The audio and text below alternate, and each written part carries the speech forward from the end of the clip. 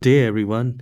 Learn how to remove Bluetooth device in any Android phone. So you just need to scroll down from the top, and once you see the Bluetooth icon, you just need to press and hold on it and then go to details. Whether it is turned on or off, just go to details. And here you will find the paired device. So if you want to remove any paired device from your phone, from your Android phone, you simply need to click on the gear icon, and then you just need to click on unpair, and it will again ask you to unpair, and that will be removed. You can do the same with other devices as well. Go to the gear icon and unpair.